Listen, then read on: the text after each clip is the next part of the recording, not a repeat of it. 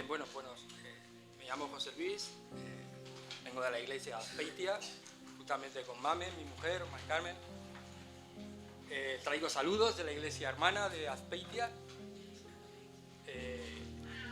La semana que viene vendrá, Dios mediante, el pastor Roger a visitaros. También me ha dicho que os diga que estamos agradecidos y contentos por haber venido alguna representación de la iglesia aquí de Tolosa a nuestro aniversario, al 10º aniversario de la iglesia de Azpeitia. Y bueno, vamos progresando, ¿no? Vamos adelantando en cuanto al crecimiento personal y en cuanto al crecimiento numérico, ¿no? Evidentemente, si quitáramos este muro, pues la gente vendría más, ¿no? Pero bueno, todo será a su tiempo, ¿no? Vivimos en una sociedad que, como compartía el pastor Carlos John, pues ejerce presión, ¿no? Eso no quiere decir que vayamos a menguar nosotros, o sea, quiere decir a rebajarnos, ¿no? Sino a tomar más fuerza, ¿no? Como Nehemías, cuando más le presionaban, pues más fuerte se hacía, ¿no? Y así debe ser, pues. Es una manera de nosotros confiar cada día más en el Señor y de confiar en su palabra y de perseverar en ese don que Él nos ha dado, el don de la perseverancia. Y bueno, no sé si quitarme la chaqueta, ponérmela, porque hace calor, hace frío. Bueno, conforme vaya igual calentándome, ¿no? Pues ya, bueno, nuestra vida puede compararse con un río que fluye. Su cauce natural es claro y lleno de vida al principio. Sin embargo, a lo largo del tiempo, incluso cerca del nacimiento del río, se pueden encontrar obstáculos como rocas o ramas, ¿no? que lo desvían del camino, llevándolo a un curso, digamos, llevando su cauce a un curso a lugares en donde no es propio que pasen las aguas de un río. Así nuestras vidas se abren camino, llenos de fuerza, vigor. Como decía el pastor cuando presentaba a los niños con inocencia, los niños son inocentes, pero antes o después podemos encontrar obstáculos que desvían el curso de nuestro camino, nos llevan a lugares difíciles y a tomar decisiones que conducen a situaciones turbias e incluso destructivas en algunos casos. Algunos, al vernos atrapados en esas aguas difíciles, pues comenzamos a perder la fe en la vida y como no vemos sentido a lo que nos ha ocurrido ni entendemos el porqué, nos dejamos, ¿no? y nos abandonamos. Pero bueno, la cuestión es que las aguas vuelvan a su cauce. Y vamos a leer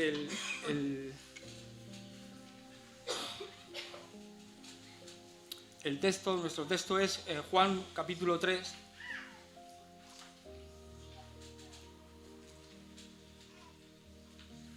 Juan capítulo 3 del 16 al 31. Voy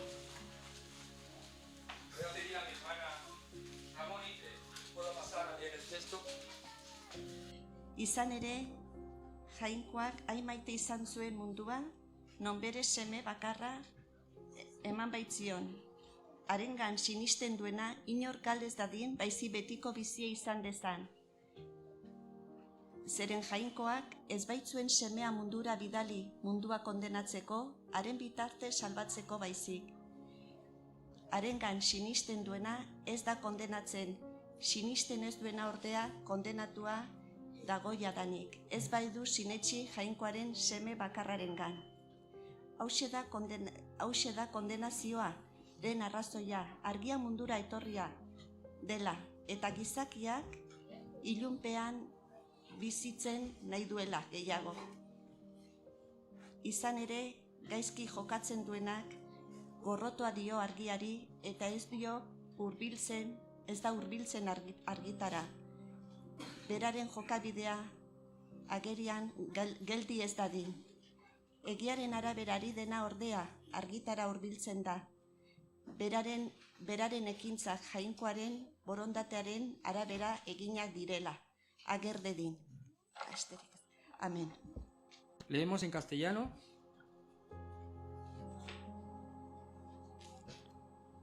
La palabra del Señor.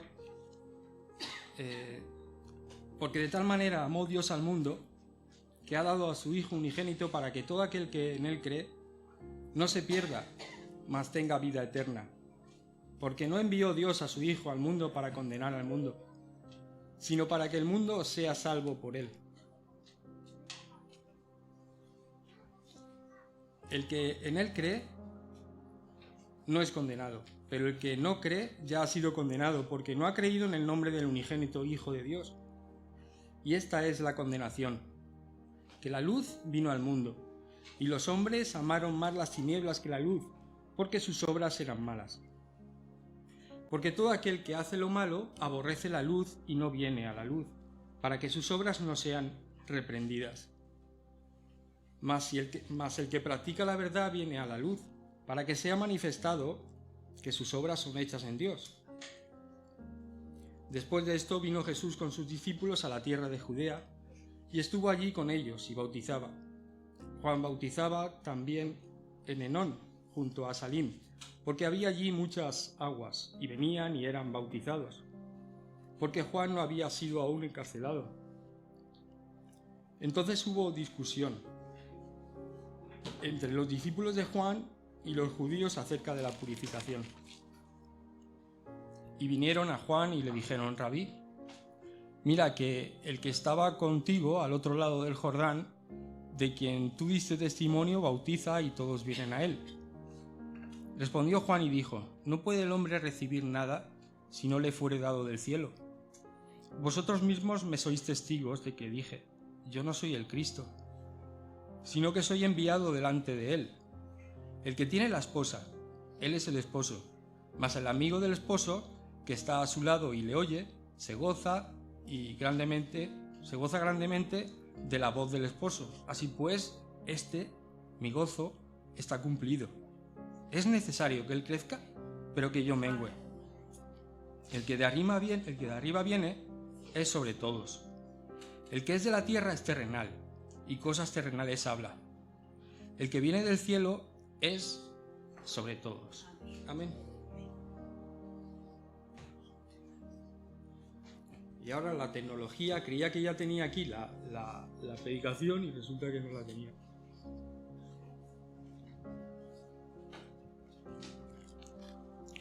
Voy a ver un poquito de agua.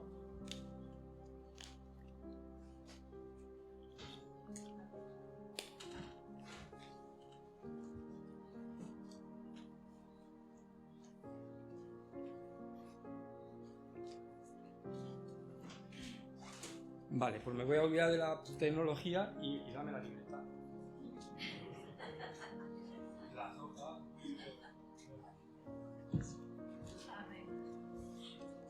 Vale.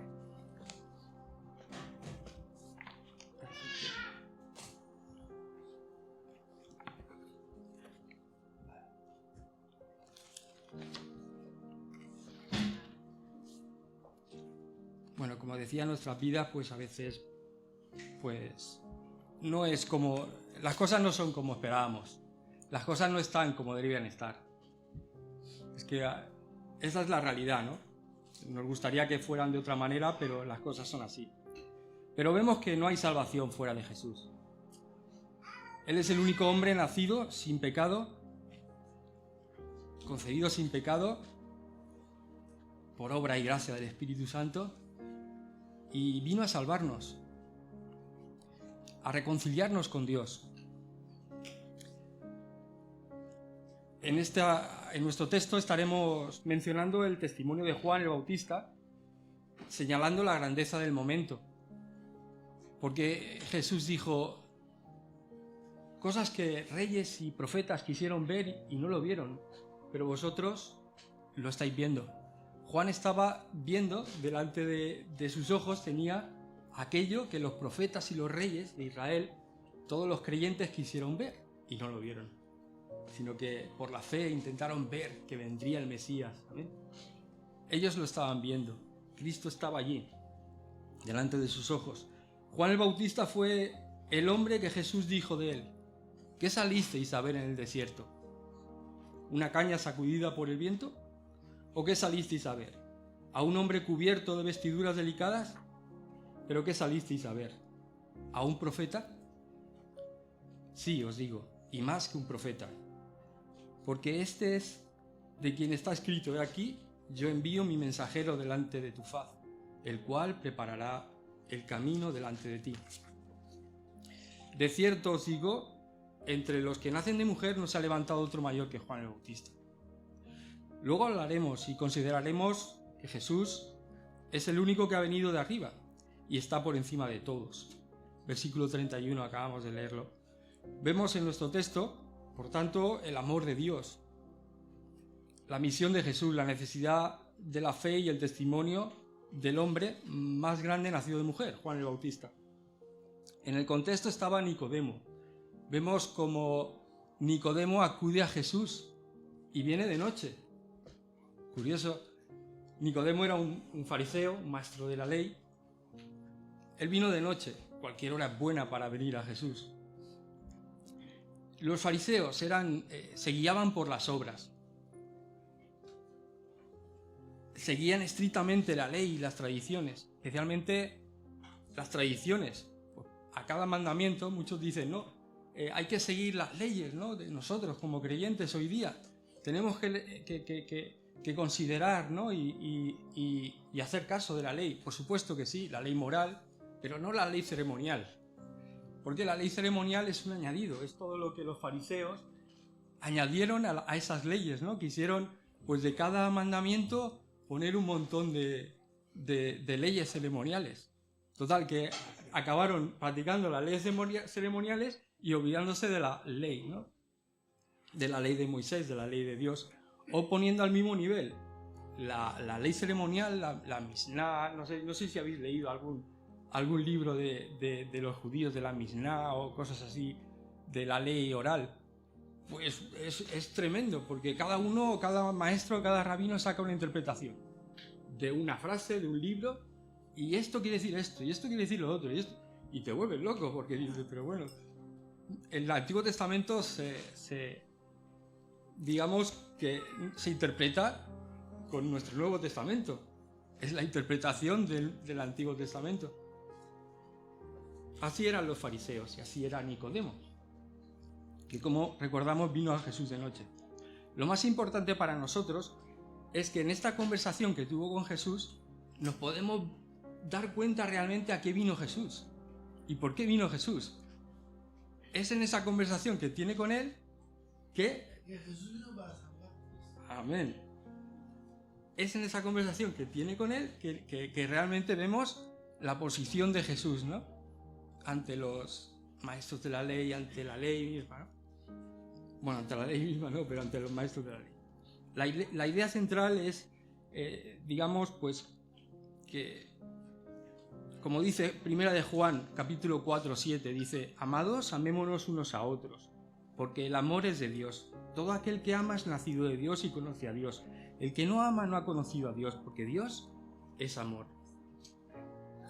Dios en su amor no nos dejó sin esperanza, nos dio la fe, y el hecho de que envió a Jesús es una prueba evidente de que nos salvó y que nos ama.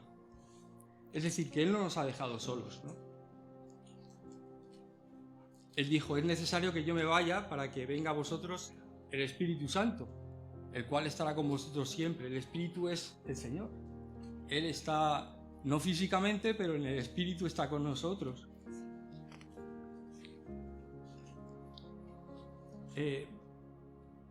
Vamos a analizar el texto.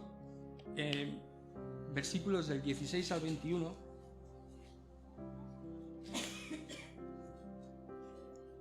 Nuestro primer punto es la respuesta a la humanidad que busca la verdad.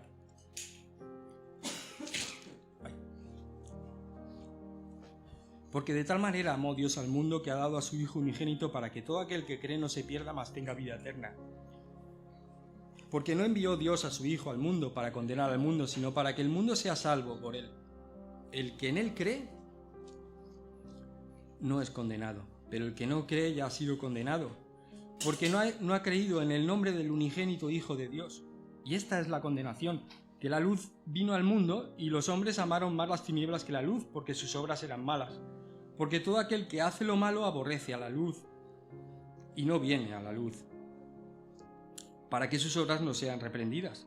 Mas el que practica la verdad viene a la luz, para que sea manifiesto que sus obras son hechas en Dios. Solamente en el versículo 16 ya vemos 3 cosas importantísimas para nosotros que debemos considerar. La primera que vemos es el objeto del amor de Dios. La primera es la magnitud del amor de Dios. Tanto amó Dios al mundo, ¿no?, que dio a su Hijo.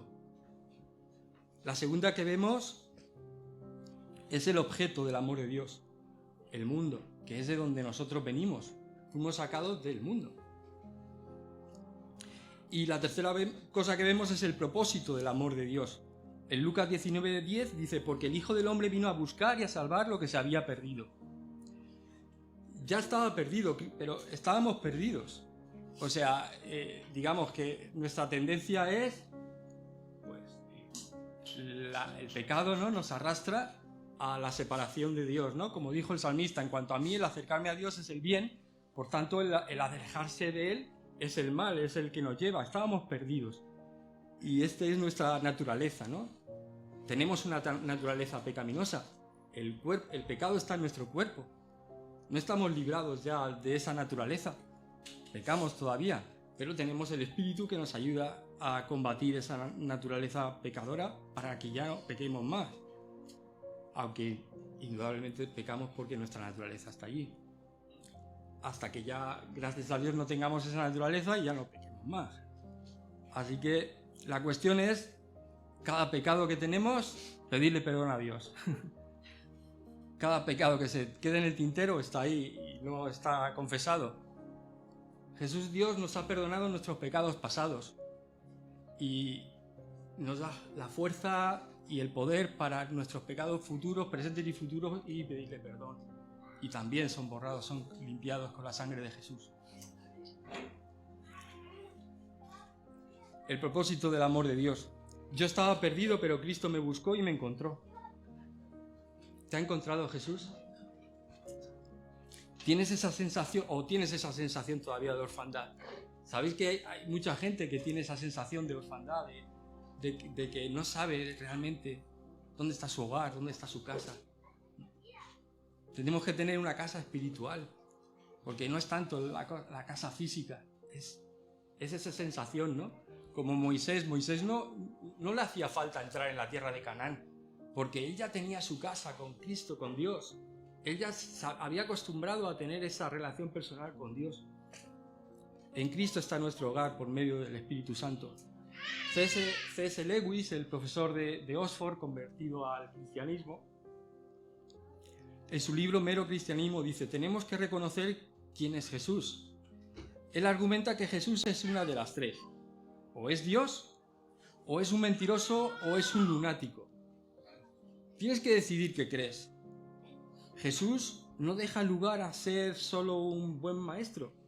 Sus afirmaciones sobre ser el Hijo de Dios son demasiado contundentes. Lewis nos desafía y dice que si Jesús no es quien dice ser, entonces su impacto es irrealizable. Pero si es Dios, entonces su mensaje tiene un gran impacto para nosotros. Tenemos que plantarnos y decidir, ver si realmente Jesús es Dios. Su mensaje tiene que impactar en nuestras vidas. No podemos quedarnos, es un mensaje, la Biblia es un libro de guerras extranjeras, ¿no?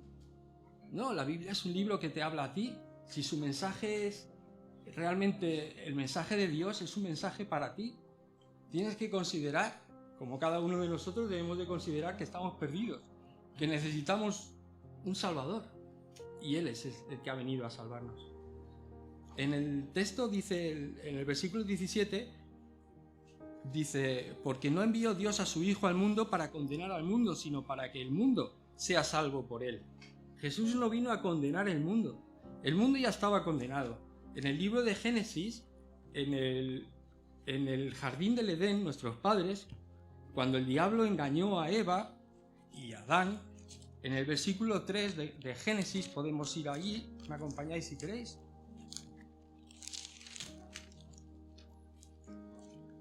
(3:1) dice: pero la serpiente era astuta, más que todos los animales del campo que Yahvé Jehová Dios había hecho, la cual dijo a la mujer: ¿con que Dios os ha dicho no comáis de todo árbol del huerto?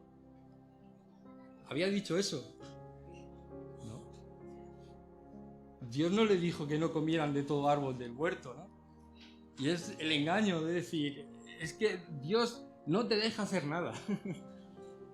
No te deja ni siquiera comer de todos estos árboles que te ha puesto ahí, y no es tan bueno como dice. Es el engaño del diablo, ¿no? Luego leemos en el versículo 4, entonces la serpiente dijo a la mujer: no morirás, sino que sabe Dios que el día que comáis de él serán abiertos vuestros ojos y seréis como Dios, sabiendo el bien y el mal. Hubo una sentencia, ¿no? Dios le dijo: de este árbol no comáis, del árbol de la ciencia del bien y del mal, porque el día que comieres de ese árbol, ciertamente morirás. Y comieron de ese árbol. Entonces morimos, hubo una separación, una caída, ¿no? Los que estudian esto acerca de qué impacto tuvo la caída, algunos dicen que fue total, la depravación total, ¿no? Otros dicen más mesurados, ¿no? Dicen, bueno, no, hay todavía algo bueno en el hombre y tal. Yo no sé, pero que hubo una caída es cierto, y que no estamos en el lugar que nos corresponde y que hemos perdido esa relación con Dios, y eso sí es verdad. Para eso vino Jesús, para restaurar todo eso que habíamos perdido. Esa relación personal con Dios y esa amistad con Dios, porque desde aquel momento fuimos enemigos de Dios. A partir de ahí todos los hijos de Adán son enemigos de Dios.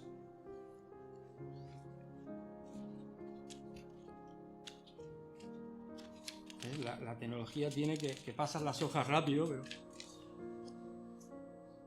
Fijaos si Dios es bueno, que se hizo parte de nuestra condición. En Filipenses 2, Él no nos dejó huérfanos.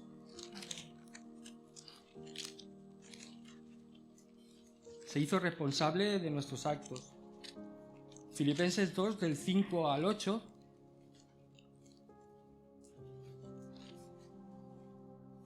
Dice: haya pues en vosotros este sentir que hubo también en Cristo Jesús, el cual, siendo en forma de Dios, no estimó el ser igual a Dios como cosa que aferrarse, sino que se despojó a sí mismo, tomando forma de siervo, hecho semejante a los hombres, y estando en la condición de hombre, se humilló a sí mismo, haciéndose obediente hasta la muerte y muerte de cruz.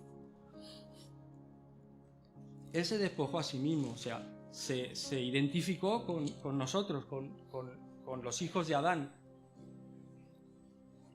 Se hizo responsable de nuestros actos, los actos de nuestros padres. Así que cuando decidimos aceptar que Jesús es realmente quien dice ser, dejamos que el reino de los cielos venga a nosotros. ¿Por qué? Porque estamos dispuestos a hacer la voluntad de Dios. El reino de los cielos no es un lugar físico, sino que es todo aquel donde se hace la voluntad de Dios, ¿no? Podemos decir que el reino de los cielos, y lo dice la Biblia, es tanto pasado, presente como futuro, y estuvo en personas del pasado, del presente y del futuro, ¿no? Allí donde se hace la voluntad de Dios, es decir, las personas, los patriarcas, hicieron la voluntad de Dios, por lo tanto recibieron el reino de los cielos. Nuestra oración dominical, o el Padre Nuestro, ¿no? Que dice: venga a nosotros tu reino, ¿no? También Jesús dijo: está en medio de vosotros. ¿Por qué? Porque son todos los que hacen la voluntad de Dios. Ahí está el reino de los cielos, ¿no? Y los que vengan después también en el futuro, también recibirán y le pidan: Señor, que venga tu reino, ¿no? A nuestras vidas. Es porque estamos decididos a hacer la voluntad de Dios. Por tanto, viene el reino de los cielos a nuestras vidas. estamos viendo cómo el hombre estaba perdido y por qué vino Jesús. Era la conversación con Nicodemo.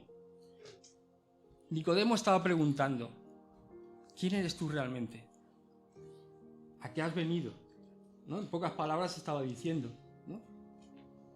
Entonces, nosotros también tenemos que preguntarnos esto. ¿Quién es Dios realmente? ¿A qué ha venido? Y personalmente, ¿no? Y como el Padre Nuestro nos enseña, Padre Nuestro, ¿no? Es nuestro Dios, nuestro Señor. Pero, ¿qué hay conmigo, no? Y vemos una ilustración en 2 de Samuel 24. 2 de Samuel 24, el rey David ya había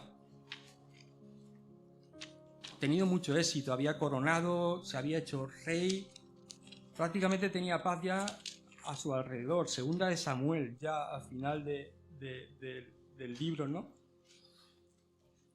24. Y vemos como en un momento dado el rey David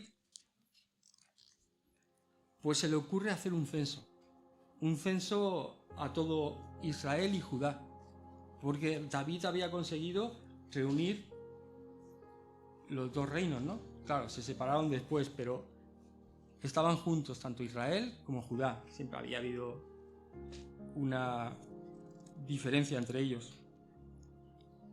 Sabéis que luego se partieron, ¿no? Los reinos. El reino del norte con Samaria y el reino del sur con Jerusalén, Judá, ¿no?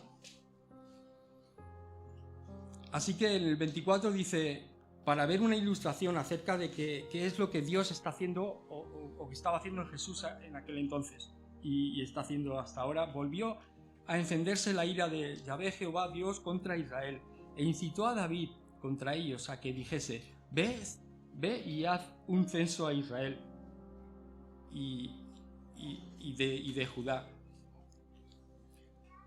¿Por qué se encendió la ira de Dios? Seguramente pues porque David ya no quería contar con Dios.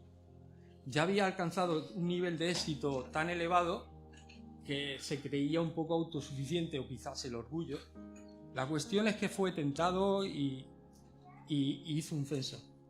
Su general, el general Joab, ¿no? O Abner, Joab, no le dijo, no, pero si no hace falta que hagas un censo, que Dios te multiplique toda la gente que tienes. Israel hay como las estrellas del mar, hay de personas, ¿no? Pero él dijo, y prevaleció la palabra del rey, hizo un censo. Entonces luego se dio cuenta de que había pecado, porque la cuestión es que estaba, digamos, poniendo su confianza en las armas, ¿no? Pero nosotros, como hemos cantado, ¿en quién tenemos la confianza? En su espíritu, ¿no? En Dios. No tenemos que confiar en carros, ¿no? Y es lo que le pasó al rey David. Así que la ira de Dios se encendió contra David a realizar el censo. Y en el versículo 14, y del 10 al 14, en el 10 dice, después que David hubo censado al pueblo, le pesó en su corazón y dijo David a Yahvé Jehová Dios, yo he pecado gravemente por haber hecho esto, mas ahora, oh Señor, te ruego que quites el pecado de tu siervo, porque yo he hecho muy neciamente. Así que el profeta Gad vino y dice, por cuanto esto que has hecho, las consecuencias están. Es igual que nuestros pecados, ¿no? El pecado está en nosotros, las consecuencias están. Dios nos libra, pero las consecuencias están. Ahora, entonces le da 3 cosas a elegir. Y elige, pues, ponerse en las manos de Dios. Total que hay una peste. Y hace que la gente se muera, ¿no? Pues por la peste, ¿no? Es una enfermedad, esto hizo estragos en aquellas épocas, ¿no? Y bueno, así que en un momento dado, allí pues está muriendo la gente, pero llega a Israel, llega a Jerusalén, llega a su pueblo, ¿no? Y cuando el ángel, en el versículo 16 dice, cuando el ángel extendió su mano contra Jerusalén, o sobre Jerusalén para destruirlo, el Señor se arrepintió de aquel mal y dijo al ángel que destruía al pueblo, basta ahora, detén tu mano. Y yo veo aquí, nosotros podemos ver la misericordia de Dios, ¿no? La misericordia de Dios al ver, digamos, que la humanidad se estaba perdiendo, estaba sin Dios, ¿no? Estaba, pues eso, perdida, ¿no? Y sin rumbo en la vida.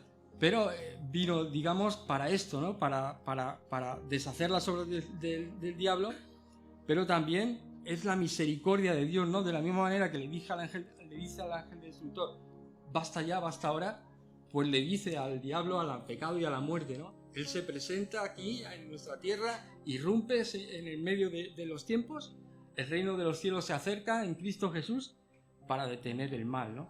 Por misericordia a nosotros, para que el mal no nos hiriera del todo. Por eso dice Juan, ¿no? Que el que creyere en él no morirá jamás, ¿no? No morirá eternamente. Claro que morimos físicamente, pero nuestro espíritu vive y después nuestro cuerpo también, ¿no? Será resucitado. Así que el ángel extendió su mano contra Jerusalén, pero no la destruyó, porque Dios lo paró. Y de la misma manera, Jesús vino para parar las obras del diablo. Primera de Juan 3:8 dice, para esto apareció el Hijo de Dios, para deshacer las obras del diablo, para que dejemos de sufrir a manos del pecado y de la muerte. El Espíritu es, digamos, como el viento, ¿no? Dice la Biblia, que no se ve, pero sus obras se ven. Si tú perseveras en las obras, en la gracia de Dios, en la palabra, en el Espíritu, pues vas a ver que las obras, vas a ver las consecuencias, ¿no? Vas a ver que tu vida cambia, vas a ver que las circunstancias cambian, ¿no? El viento tampoco lo ves, pero lo notas. Esto ha sido una comparación, ¿no? Para que veamos el amor de Dios con nosotros. Dios, al ver a sus hijos amados, pues tiene misericordia, ¿no? Es como el padre, aquí veo niñas pequeñas, las que han presentado aquí, ¿no? Cuando corre la niña, ¿no? a que te gusta al papá ir detrás de la niña, ¿no? Y la niña, pues, o le pasa algo, ¿no? El padre siempre está, la madre, ¿no? Y que no le pase nada, siempre preocupándose. Pues ese es el amor de Dios que está, digamos, reflejado, ¿no? en nosotros. Porque, claro, no queremos que a nuestros hijos les pasen cosas malas, pues lo mismo, ¿no? Llega un momento en que Dios irrumpe para que nosotros, pues, no nos perdamos eternamente. Vemos la misericordia de Dios, ¿no?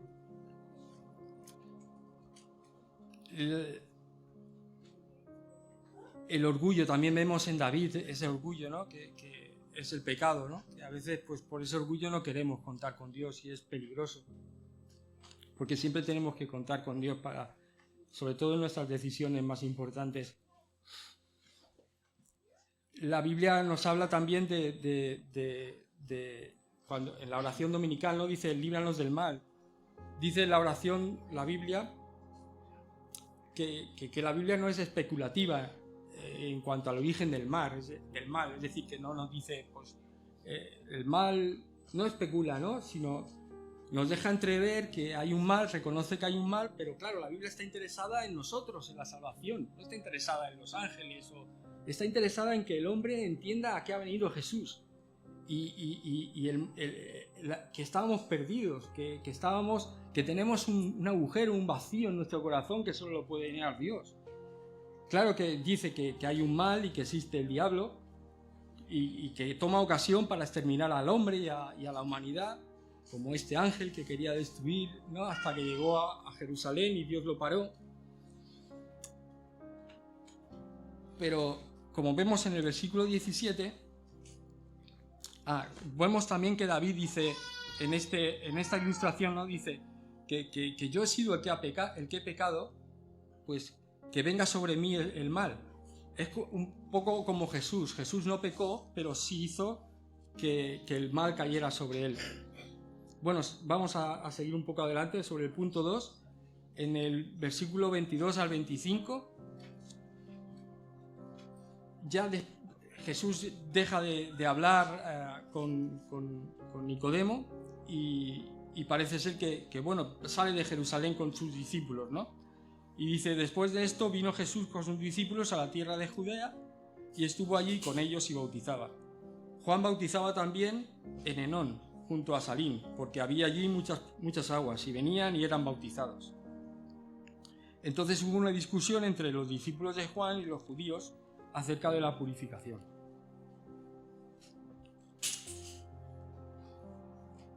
Vale, entonces Jesús y sus discípulos dejaron a Jerusalén, ese lugar de, digamos, disturbios que había allí lleno en los tiempos aquellos, porque Jesús estaba allí, y fueron a Judea, ¿no? Y allí estaba bautizando con sus discípulos. Bueno, sus discípulos también bautizaban ellos, también bautizaron Jesús, bautizaba siguiendo, digamos, un poco el ministerio de Juan. Y vamos al punto 2, lo que es el ministerio del cristiano, bautizar y hacer discípulos. Cristo bautizaba siguiendo y confiando y confirmando el ministerio de Juan. Y en el versículo 25 dice que discutían, que Juan estaba bautizando, era para los judíos un acto significativo, pues ellos no bautizaban, los judíos sabéis que no bautizaban. Los judíos hacían un ritual, muchos rituales, ¿no? Pero hacían como un lavamiento de purificación ritual, pero no bautizaban. El bautismo de Juan era distintivo porque era un bautismo de arrepentimiento y de preparación para la llegada del Mesías, para que las personas, él es ¿no? Dice, yo vengo delante de él para preparar el camino. Los judíos en general no practicaban el bautismo. Entonces por esto vino esa discusión que habla el versículo 25. ¿Seguís el versículo 25? Así que vemos que el ministerio bueno, hubo esa tensión, suponemos que es por eso, ¿no? Porque los judíos, los fariseos le estarían diciendo, pero esto no es lo que la ley dice, es un lavado ritual, pero no es un bautismo como vosotros estáis haciendo. Sin embargo, Jesús lo corrobora, bautizando también. No bautizaba él sino sus discípulos, pero bautizaba igual que Juan. Así vemos que el ministerio de la Iglesia es bautizar y hacer discípulos, ¿no? En una ocasión escuché a un predicador, a un pastor que vino de una ciudad muy grande, que vino un evangelista a la ciudad y le dijo al pastor, te voy a triplicar la iglesia. Y el pastor le dijo, yo no quiero que me tripliques la iglesia. El evangelista se quedó, ¿cómo que no quieres que te...? Dice, no, porque si no tengo líderes para ayudar a la gente que se convierte, la gente va a venir y se va a ir. Habla de la importancia del ministerio de la iglesia, ¿no? De bautizar y hacer discípulos, pero también de la importancia de los obreros, de los líderes, ¿no? De levantarse como líder, como responsable de la iglesia, para que cuando venga la gente, pues tengan en qué apoyarse. Los líderes, pues son las personas que han aprendido a tomar decisiones propiamente, ¿no? Con la ayuda de Dios, ¿no? Y a valerse por sí mismos en Cristo, pero siempre con la ayuda de Dios y a ser responsables, ¿no? Los líderes son los responsables, ¿no? De la iglesia. Entonces hace falta, claro, yo estoy muy de acuerdo con este pastor, porque claro, si le triplica la iglesia, viene mucha gente por las emociones, pero luego no pueden ser ayudados, no pueden ser discipulados, pues la gente se va igual que ha venido, ¿no? Así pasamos a nuestro punto 3, mirar solo a Jesús, ¿no? Y quedar libre de la idolatría.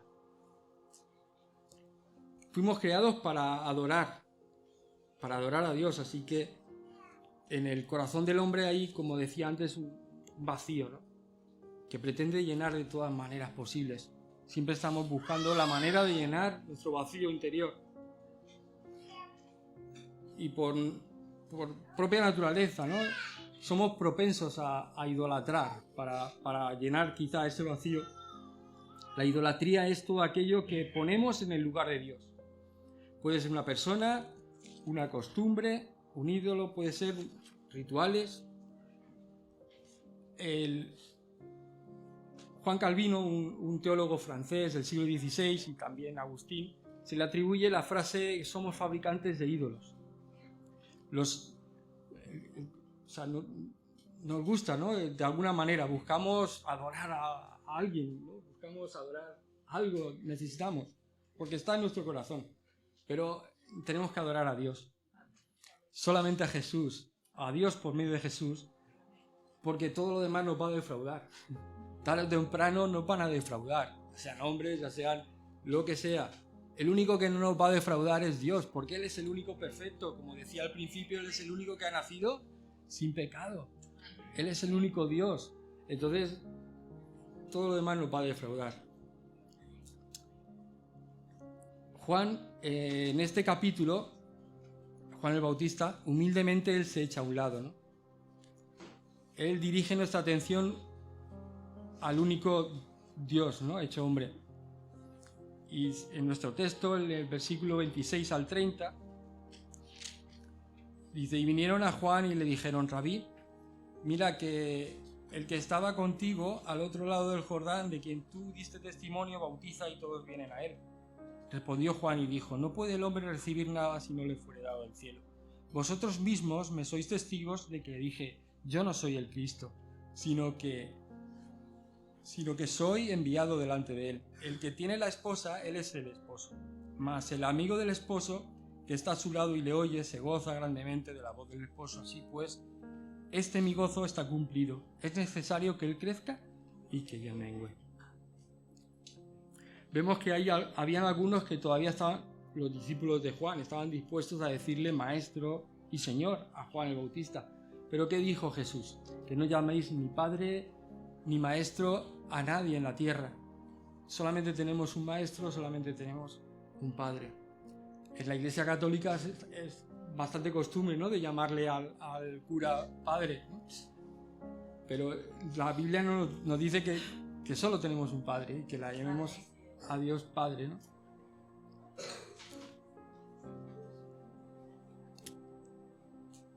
Yo cuando me convertí, ¿no?, para, digamos, un poco mirando esto, la humildad de Juan el Bautista, cuando me convertí cantábamos una alabanza que decía, no la voy a cantar porque no sé cantar mucho, dice: cuán bello es el Señor. Si tuviera mi mujer, pues tú puedes cantar, ¿no? No sé si la sabéis, dice: cuán bello es el Señor, cuán hermoso es el Señor. Yo le quiero adorar.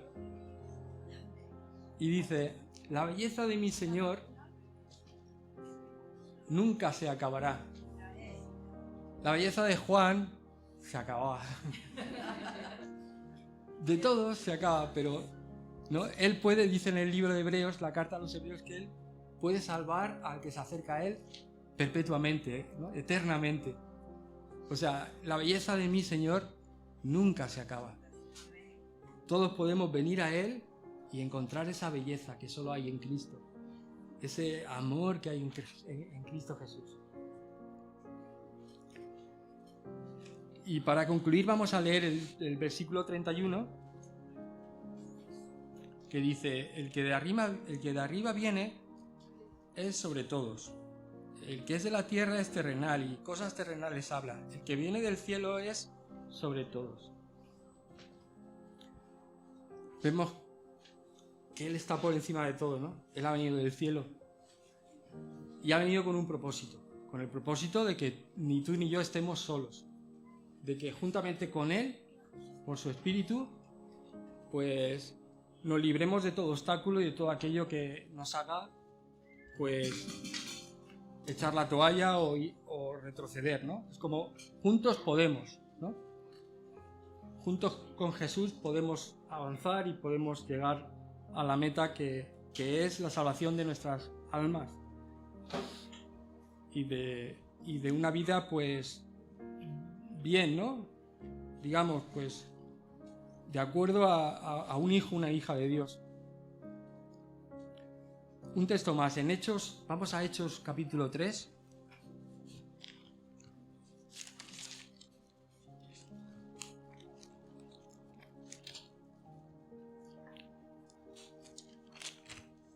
Después del día de Pentecostés, cuando vino el Espíritu Santo, sabéis que el Espíritu Santo en el Antiguo Testamento venía sobre las personas quizás sobre alguno permanecía, no sé si en el rey David, porque el rey David en el Salmo 51 dice: no quites de mí tu Santo Espíritu. Igual, pues en él permanecía. Pero el día de Pentecostés vino el Espíritu Santo. Y vino para quedarse. Vino para estar con nosotros, para ayudarnos. Porque gracias al ministerio de Jesús, ¿no?, fue coronado rey en el cielo, digamos, y el premio, digamos, la promesa del Padre descendió, ¿no?, para la humanidad. Subió a lo alto y repartió dones a los hombres. Y entre los dones, el mayor don que nos ha dado es el Espíritu Santo. Es Él en nosotros, ¿no? Es el misterio más grande que existe, ¿no? Es Dios en nosotros. ¿No sabéis que sois templo de Dios?, dice el apóstol Pablo, y que el Espíritu de Dios mora en vosotros.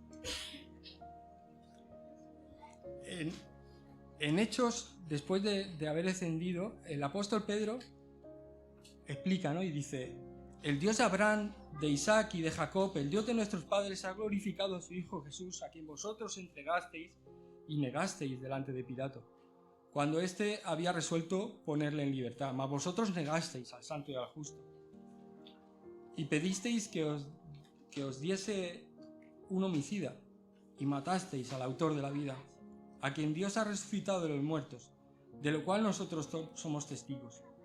Y por la fe en su nombre, a este que vosotros veis y conocéis, le ha confirmado su nombre, y la fe que es por él ha dado a esta completa sanidad. Es cuando, digamos, que al cojo, ¿no?, lo salvó y lo sanó completamente, al cojo que estaba, es la curación del cojo que estaba en la puerta del templo. Y entonces la gente que estaba allí en Jerusalén pues estuvo impactada por este milagro y le preguntaron, ¿no?, y aprovechó el apóstol Pedro para explicar lo que estaba pasando, que Dios en el nombre de Jesús ellos en el nombre de Jesús habían sanado a este cojo. Y dice: así que arrepentíos y convertíos para que sean borrados vuestros pecados, para que venga de la presencia del Señor tiempos de refrigerio. Y Él envíe Jesucristo, que os fue antes anunciado. Claro, se tiene que cumplir el tiempo para que vuelva Jesús en persona a reinar. Pero mientras tanto, como dice el Espíritu, como dice el texto, el Espíritu nos va a acompañar, ¿no?, el Espíritu Santo, ¿no?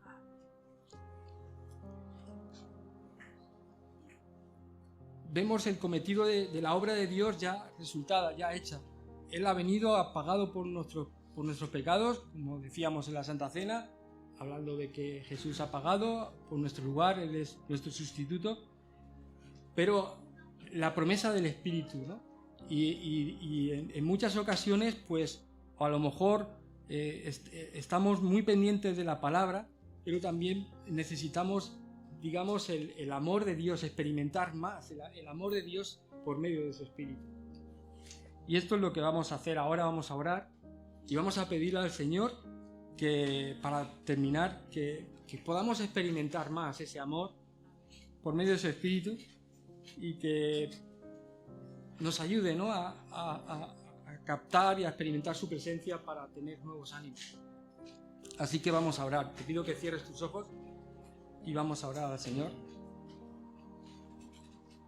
Pues Señor, te damos gracias por tu palabra, porque tanto amaste al mundo, Señor, que has enviado a tu Hijo para que estar con nosotros, Señor, para salvarnos, para, Señor, crear un nuevo hombre, una nueva mujer, Señor, en Cristo, para que podamos, Señor, finalmente, pues, hacer tu voluntad, Señor, que no podíamos por nosotros mismos, por la debilidad de la carne, pero tú enviaste a tu Hijo para eso, para que juntamente con Él, nosotros a través del Espíritu Santo, Señor, podamos, Señor, hacer la voluntad de Dios y vivir de una manera diferente, Señor. No conformarnos a este mundo, sino que vivir de la manera de pensando que vamos a recibir una herencia incorruptible, que vamos a recibir, Dios mío, las promesas, que vamos a vivir plenamente y en plenitud de gozo y sin esa naturaleza pecaminosa eternamente contigo, Señor. Y te damos gracias por el Espíritu Santo. Ayúdanos, Señor, en medio de las dificultades, en medio de los trabajos, en medio del día a día, Señor, a experimentar ese gozo. El gozo de la salvación, Señor. La alegría de saber, de experimentar tu presencia, Señor. Muchas veces, Señor, no somos conscientes de tu presencia, pero ayúdanos, Señor, a experimentar ese amor tuyo, Señor, en nuestro corazón. Y que ese amor, Señor, nos aliente, nos dé ánimo, Señor, para seguirte, para avanzar en la vida cristiana, Señor. Para no mirar solamente que nos hemos convertido y ahora tenemos que esforzarnos en trabajar. Que sea un gozo, Señor, una alegría, Padre, el poder servirte.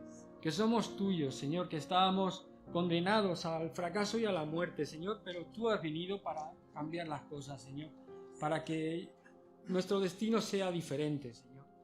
Por eso te pedimos que nos llenes de alegría, de gozo, en el hacer las cosas, Señor. Que no nos dejemos perturbar por malos pensamientos diciendo que tú no eres tan bueno, como le decía el diablo a Eva, Señor, a nuestros primeros padres, Adán. Tú eres realmente bueno y tienes lo mejor para nosotros, Señor. Y ayúdanos a degustar esas delicias, esos manjares espirituales, Señor, que no los vemos, pero podemos experimentarlos, Señor, al vivir la vida abundante, la vida en Cristo, Señor. Señor, concédenos esta gracia, Dios. Señor, te damos gracias, Padre, en el nombre de Jesús. Amén. Amén, hermano. Muchas gracias por esta oportunidad que me dais y ánimo.